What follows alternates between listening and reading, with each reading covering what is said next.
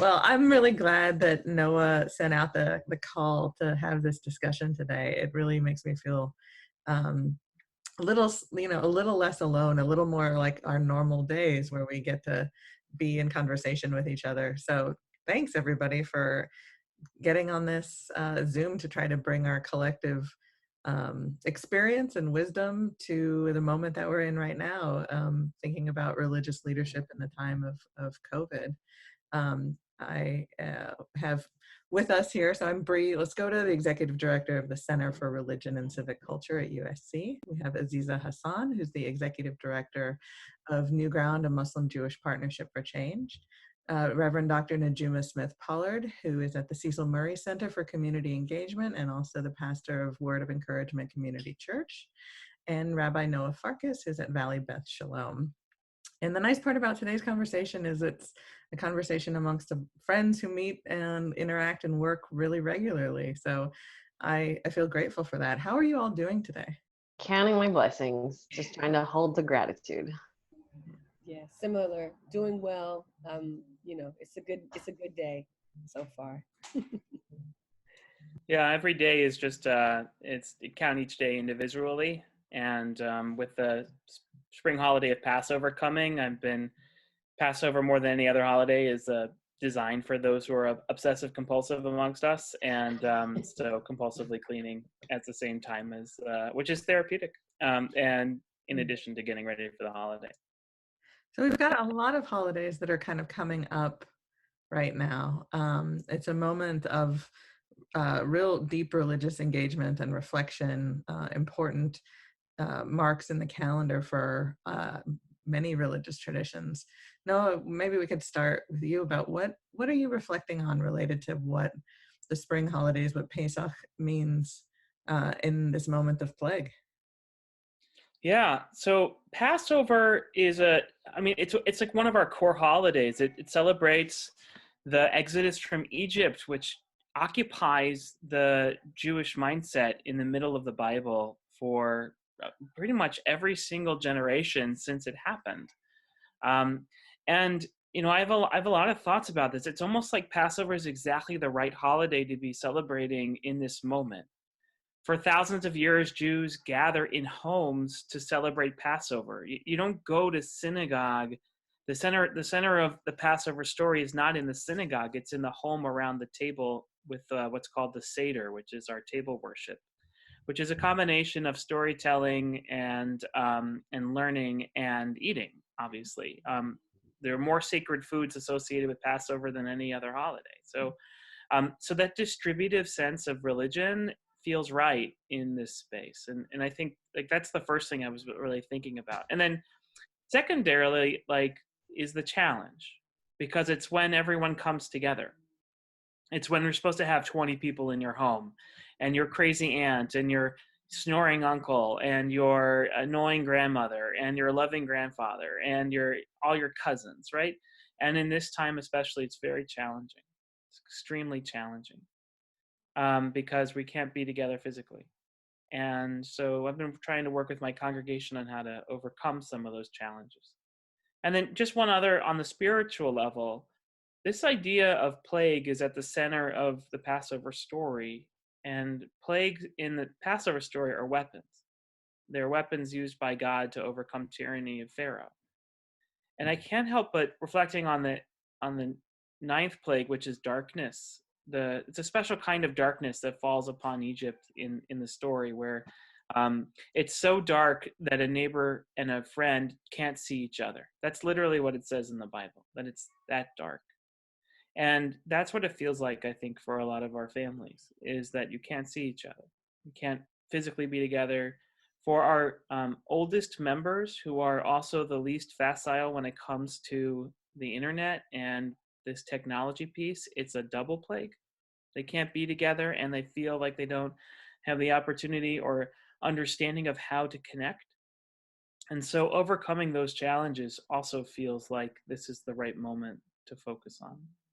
And that's the dark part of Passover, but the Passover doesn't end in darkness, of course. It ends in the light, and that's the core message, is that and that's the message that I think religious communities have used from the Exodus story across the world and across over time, that what begins in darkness ends in light. What begins in a sense of deep sorrow ends in incredible joy. And that is a religious message I think is right for today. That's why I think Passover is really the right holiday to be celebrating in this moment. Beautiful. Najuma, the themes of darkness and light and death and resurrection run very much through Holy Week and through Easter. How are you grappling with those themes of religious holiday and celebration? Well, right now we're doing through our church.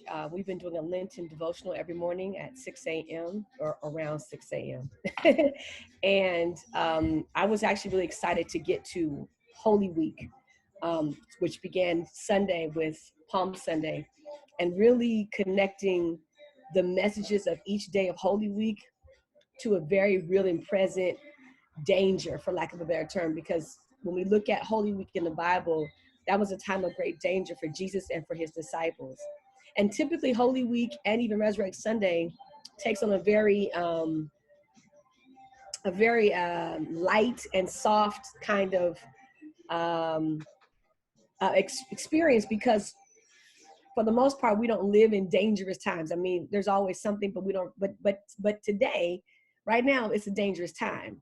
And so being able to relate the message of Holy Week to everyone being in real and present danger, like it's serious. And you don't have that always with Easter. So sometimes Easter, Holy Week can become just rote behavior. And much to what Noah was saying, I think now it has a deeper meaning, a deeper connection. And so many people are praying.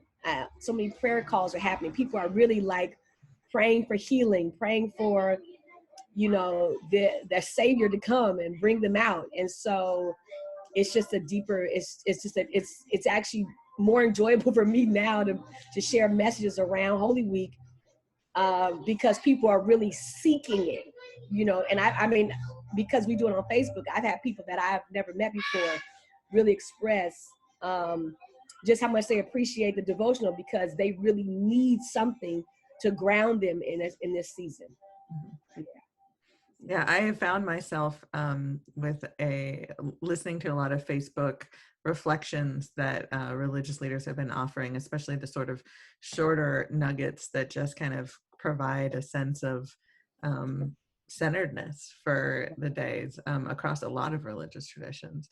Aziza, Ramadan is coming up. It's a little further out than Passover, which starts this week, and Easter this weekend. So you have a few more weeks to prepare. How are you thinking about this holiday? So I feel like I'm living in this place of radical contradictions, where both we are connected more than we ever were before. I have access to services across different faith lines and my own in different like different mosques. And I'm also like, I feel so far away from everybody at the same time. And so to me, it actually takes me back into this what in Islam we call niyyah, which is intention and setting intention. And so as we're kind of walking into that space and preparing for Ramadan, it's like, what's the intention of this month? And what does it actually mean to really prepare for this in such a beautiful way? Because my favorite parts of Ramadan are where we get to eat together, similar to these staters, right? Where we're like eating, and there's like robust food in every meal, or every different type of food on the table has meaning and a story and a connection. And then we pray together, and it's so deeply powerful. And as we're kind of walking into Ramadan now, I'm asking myself, how do we really intentionally walk into this space, and what am I really seeking right now? And so I go back to the text, and in the text, just a few verses before, it says that we have prescribed on you fasting like we have prescribed on those before you. And it's a 30-day fast where you're fasting from sun up to sundown. What does it mean to actually go on this journey that is both hard and rewarding all in the same space? But right before that, there's this verse that it says, goodness isn't about turning your face from right to left or what direction you face. The highest levels of goodness are actually really giving yourself up into the divine being mindful of the divine.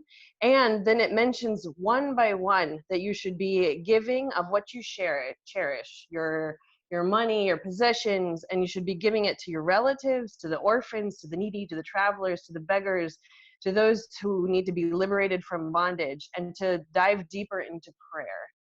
So I think of where we're living right now, and as we're preparing for this moment, and I see myself like being terrified walking into a grocery store, because I go from one to the next and their shelves are empty.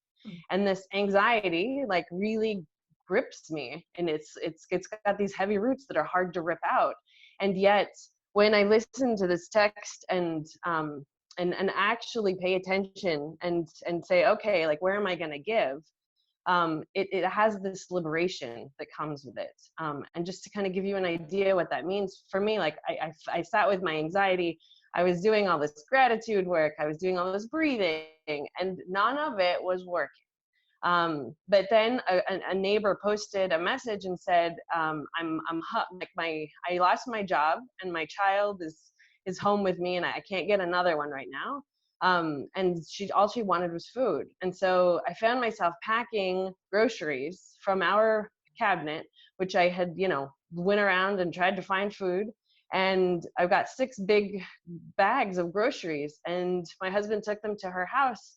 And we still have food in our pantry, and our bellies are still full. And that anxiety that is still living inside of me, relaxed its grip on me through the meaningful text that actually said you should be giving to those around you, and not and trusting and submitting to something greater. So that's really my intention that I'm trying to lean further into as I prepare for Ramadan. I've always found that to be such an interesting part of the religious experience, is that there are things that seem contradictory, or that seem to be things that you wouldn't exactly expect to happen. So the idea that that you find abundance in scarcity, like you could look at the grocery stores and feel scarcity, that you feel that there is an absence of the things that make sense to you, or the way that you understand something. And then through a religious call, right, through the call to give, or through the call to fast, you unlock a sense of abundance, which I think is just it's a remarkably counterintuitive contradiction that religion enables, in a way that is really countercultural, right? It's not something that our society says you buy your way into meaning, right? You shop your way into identity. And here is a holiday, an experience that is actually, it's through the experience of scarcity, of there being, of depriving yourself, that you find those things that are enriching. Noah.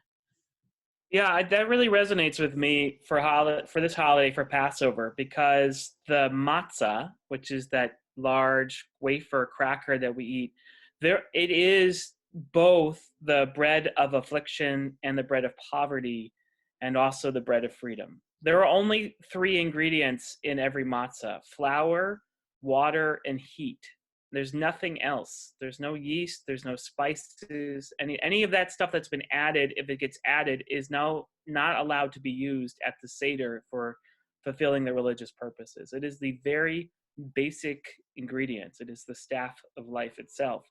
And it represents, in our most opulent moment, when we're supposed to have our best china and our beautiful silver and our beautiful tablecloths, and what's underneath that beautiful matzah cover is nothing but the bread of poverty and affliction. It's right at the center of who we are. And that is the amazing thing about religious life, spiritual life, is that it can take what feels so desperate, so separate, so different in terms of our understanding of the world, and brings those things together in one thing, in something as simple as a piece of matzah.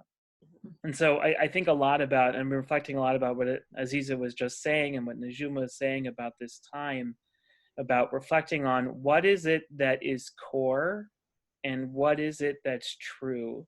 Mm-hmm. Even if the technology, the architecture of our social lives are changing, are these truths still true? is it true that this bread of affliction can still be the bread of freedom, even if my relatives aren't literally sitting around the table with me?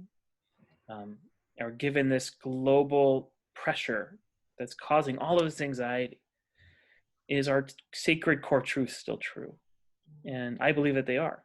And I believe that Passover, Easter, Ramadan are just those architectures can be, those spaces that the architecture of their spiritual lives that create can be filled in every generation in slightly different ways, but the space still holds. Mm-hmm. And I was, to your point, Brie and Noah, the word essential, I know that's, a word that's the buzzword now, like only essential workers and go out for essential things. And I've been leaning into that word even on a daily basis with me and my children and whatever little activities we have, because one of the things that I've shared with our congregation through our live streams is this redefining of what's essential, right? Like, there were a number of things we thought we needed to have until you actually don't have them available to you. And then you realize, oh, it's actually not essential. It's, and how we in the church, we've attached so much to Christianity and so much to church and so much to what it means to worship, until all of that is stripped away. And it really does come down to what I believe to be true about God and this worship, and all the things that we've attached to it, while they have been meaningful for a time and they were beneficial, or, they weren't essential. And that worship really is about this personal relationship with the Lord. It's interesting to me that I think something that people don't often really recognize related to religion is that it is a remarkably adaptive container for things like meaning and community and self-transcendence and ritual. That we often think about it as being something written in stone tablets, right? And handed down, but not necessarily grappling with the remarkably flexible nature that religion provides for people, because ultimately, if it didn't adapt to the times that it was in, even while it was carrying forward a legacy of what came before it, it wouldn't survive. So as much as this is a test of how religion and religious people and religious institutions are, finding what is essential or what is uniquely meaningful in this time, it's also an opportunity for religion to show what it does really well, which is to be adaptive and to keep people moving through this chain of memory and experience, anchored in the past, but not unfocused on the present and the future.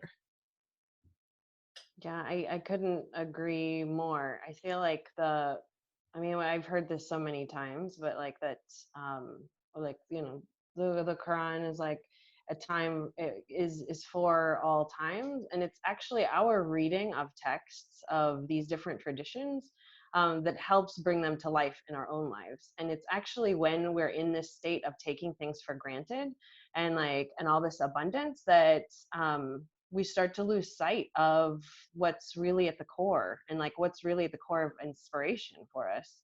And so when I think about being able to really look at the essence of the truth that I'm holding on to, that's so dear, it's stripping away all of these layers that are not necessarily essential to those things that are so true. And so I know when I heard you speak, you made me think of, so in the Quran, it talks about how, we're going to be tested with fear and hunger and loss of property and lives and crops. And that it's actually those who say we belong to God and to God we shall return, that will find mercy and that will find a release into that kind of being able to free themselves into that space. And so I hold on to that, and somehow, being able to just kind of let myself go into it in free fall. It has this incredible ability to release its grasp on me. It's really beautiful. I was thinking also about like the technology that we're using right now, like the, Zoom or whatever. It's interesting. The barrier to engagement with religious tradition has never been lower. And at least in my community, what I'm noticing is the desire, at least in my time in the rabbin, has never been higher. And that's a really interesting response that there are people who we run daily services twice a day, early in the morning and then in the evening. And the response, people who are showing up or clicking themselves as being present in this space are people I never see.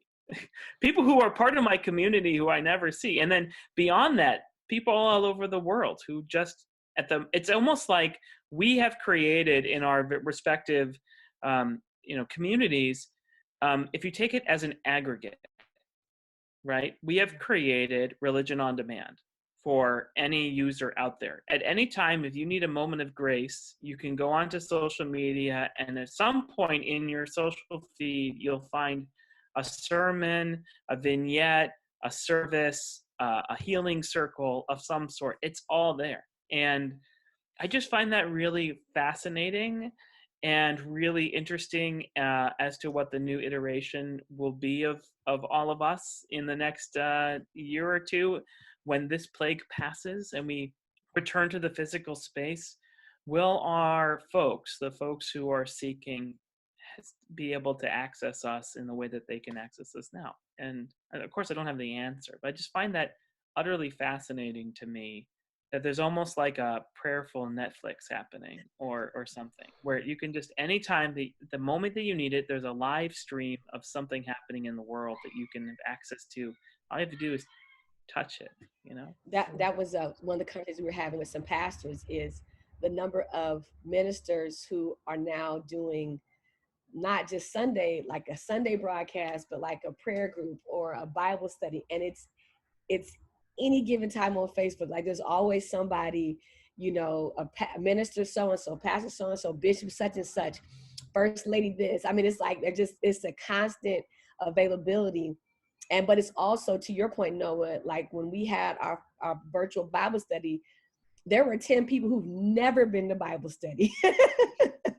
And I was like, wow. And they were like, well, and for whatever reason, they haven't made it. But, it was just interesting that, that on demand and how the accessibility, and maybe and one of the things that I thought about is maybe in creating our buildings, we created walls and barriers when we thought we were creating access.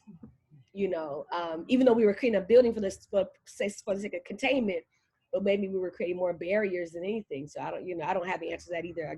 It was just a thought, like, wow, to see people so, and then people I don't know, like just kind of show up or follow, and they send you messages, and people are very drawn to needing and wanting more. Mm-hmm.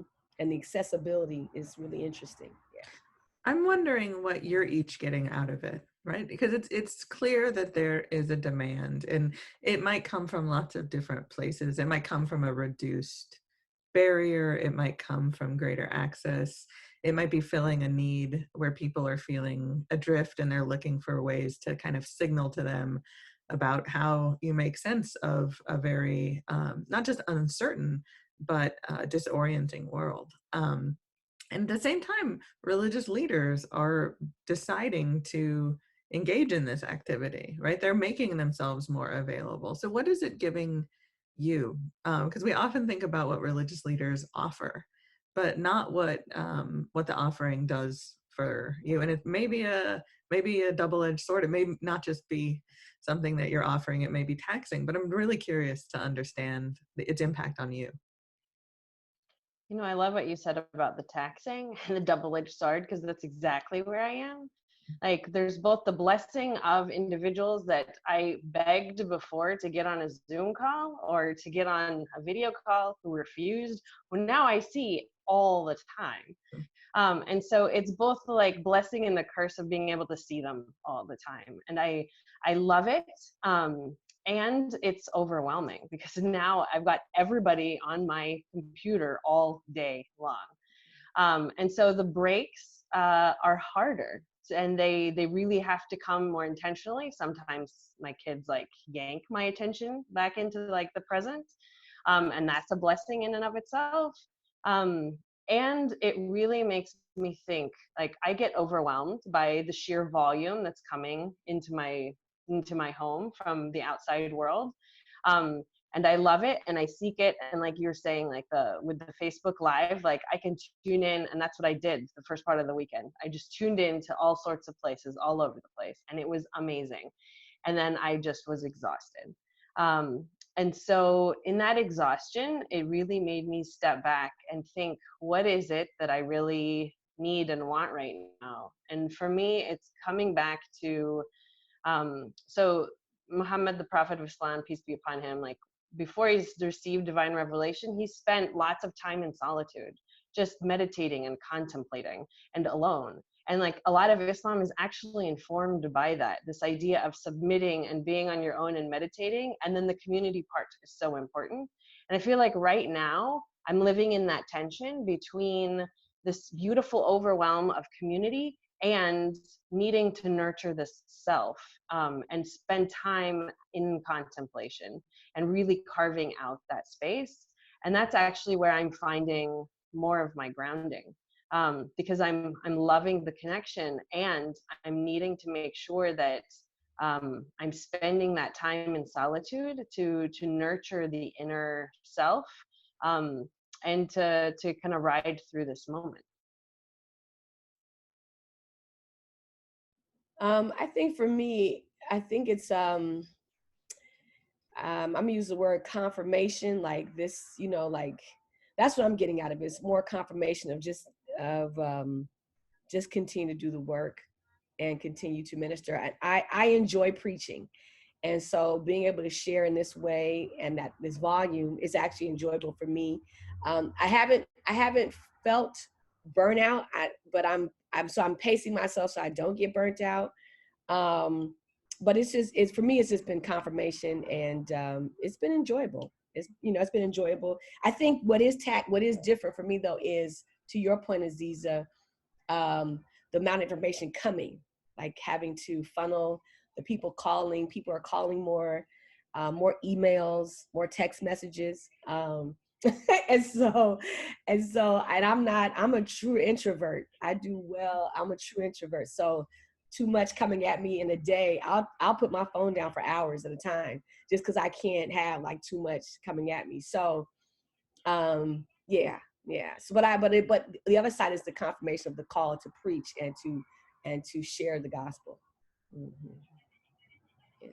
Yeah, for me, living in the flow of feeling like I'm on, like living on mission, on purpose, has been incredibly gratifying. But I am worried about the pace. Like when you're on a flight, the first 5 to 10 minutes, the engines rev up and you're not allowed to get out of your seat, and you're all sort of locked in. You can't even like watch a movie yet, because you're not allowed to use your electronic device or whatever. And then you hit cruising altitude and everything kind of relaxes a little bit, but you're still propelled forward. I'm worried that we're still going up, and I'm wondering when we're going to level off. And that's my actual biggest worry, is about when I talk with all my employees and fellow clergy folk over at Valley Beth Shalom, is about how you're pacing yourself. Like how are you going to pace yourself if this is a 24-month project? And I don't just mean being home and being isolated, but what I'm really talking about is the ever-existent trauma that's going to pour out over this community globally, even after the historic event ends, because that's how this works. The historic event is still unfolding, so everyone feels really tight-knit in that space, like it's still an ever-unfolding happening.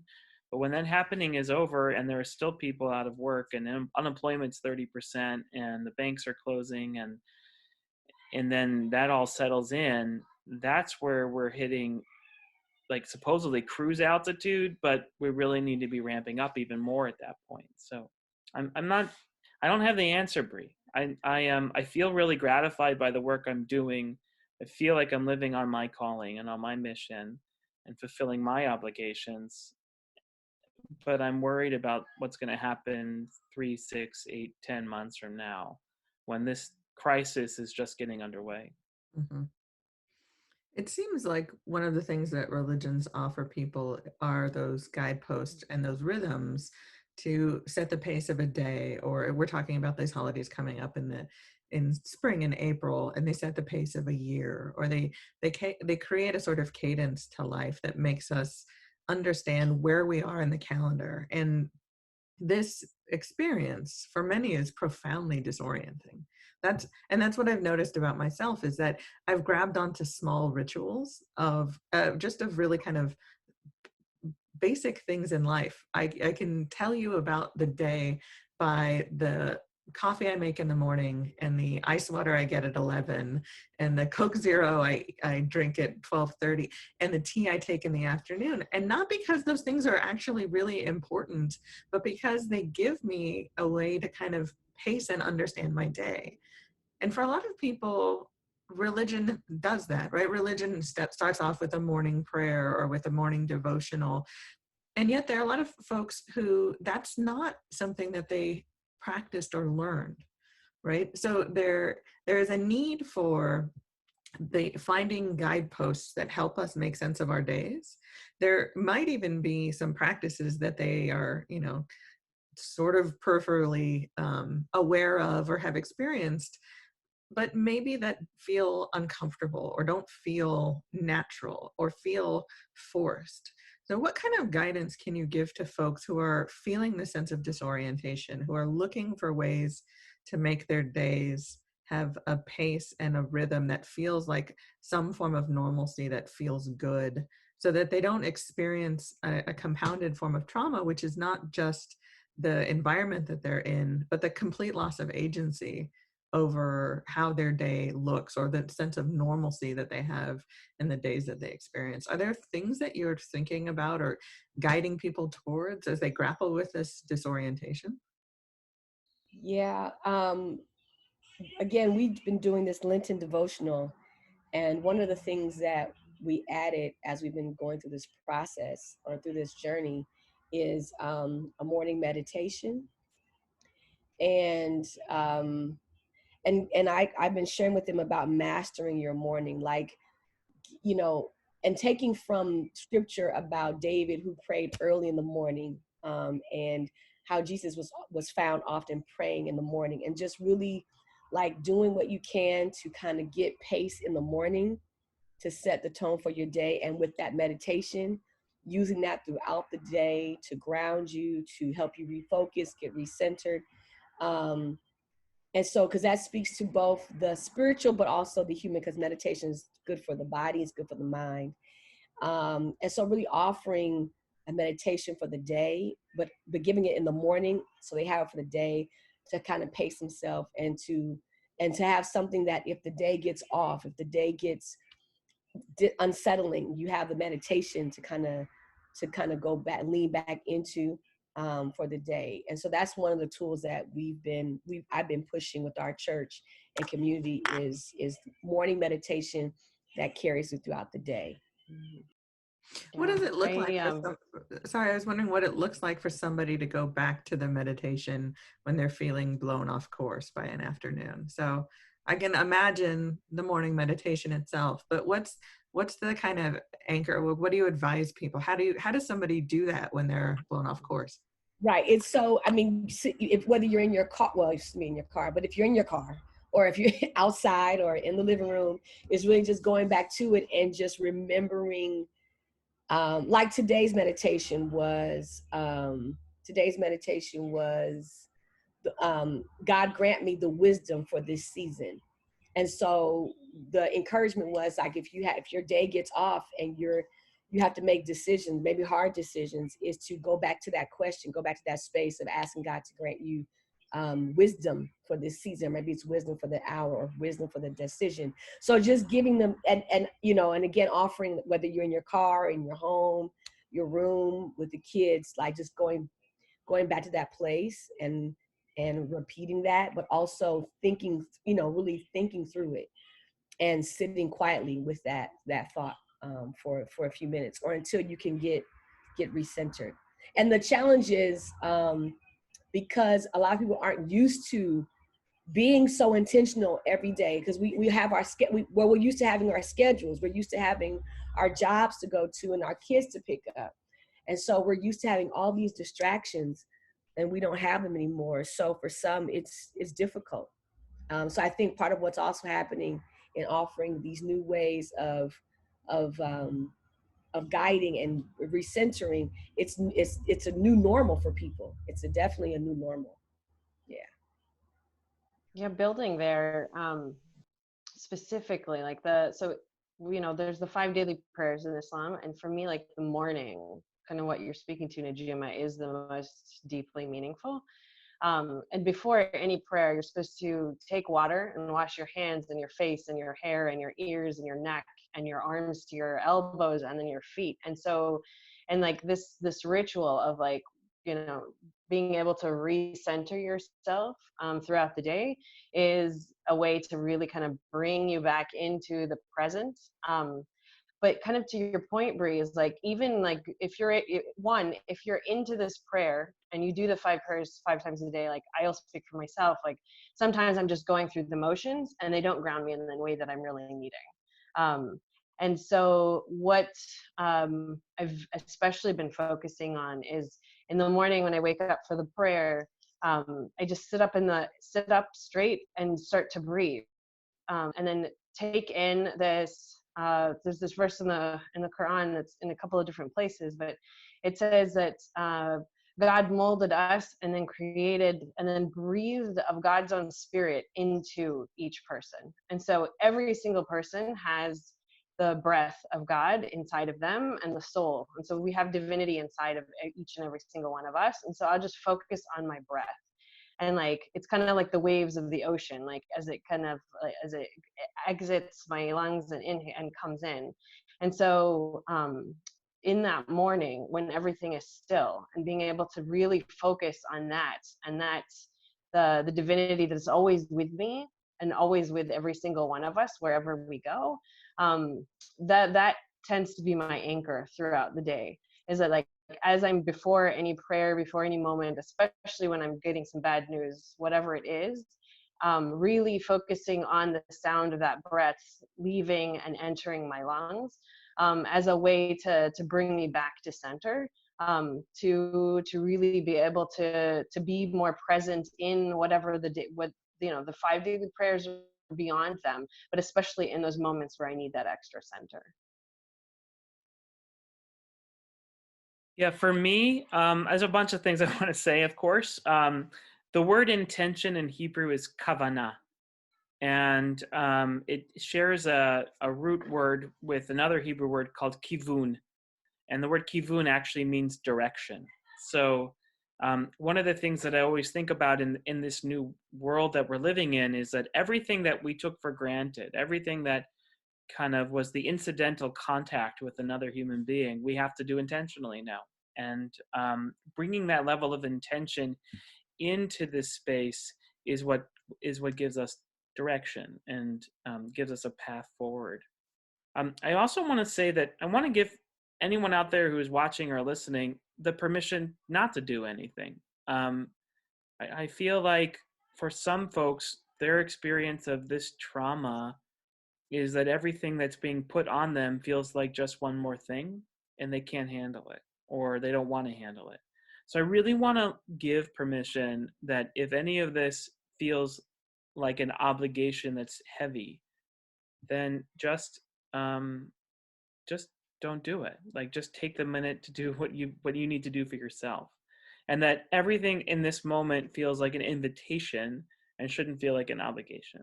And so for me, when I go through my morning prayer rituals or my evening prayer rituals, when I tuck my kids in and we pray at night before they go to sleep, when I take a walk in the middle of the day and return to my breath, those are invitations to engagement. I don't want to see them as obligations to engagement. But I will say one last thing, which is I learned this from reading the book by Scott Kelly, who was the astronaut who lived in space for almost a year. And they asked him how he made it through living in a tin can 200 miles above the earth, in his sense, his own self-isolation. And it really came down to creating a routine that was nothing special, just a routine. And he took up a hobby when he exercised, and that routine helped him on every one of his revolutions around the planet, over and over and over again for almost a year. That is what kept him focused. And so I think, again, as an invitation, is to think about what are those routines that lead you into this larger narrative about who we are as people and where we're going. And if that feels too heavy, then just think about today. And if today feels too heavy, then maybe just think about your coffee or your tea right now. And if that feels too heavy, just try to breathe. Well, thank you. I think I'm going to breathe just that much lighter or deeper. I'm not exactly sure which one, maybe both, at various points today, because of all that you share and teach. I just have a profound sense of appreciation for you all in each now and in all our previous interactions. So I hope that the thing that feeds me in all of this is these relationships, and they're hard for me on Zoom. They don't feel as deep or as enriching or as even as silly, right? That's the thing that I miss. And so I love the opportunity for us to experience not the efficiency of Zoom, but the humanness. So Najuma, I love seeing your kids. I love seeing Noah in a cowl neck sweater. Aziza, I always love seeing your smile. And those things are the things that actually really make me feel nourished, is just to get to experience us not as efficient and business oriented, but as really human together. So thanks for the opportunity to do that this morning. Thank you. Thank you. Thank you. Thank you, everyone. This is good. Wishing everyone a good holiday, too. Yeah. And we're off. And look who's already joined us. That's perfect. What better way to start? She's going all It's a blessing. Yeah. I think anytime you hit record on Zoom, it like signals to a kid that they must appear on screen. It's like telepathic. I love it. It's perfect. They're all locked into the signal.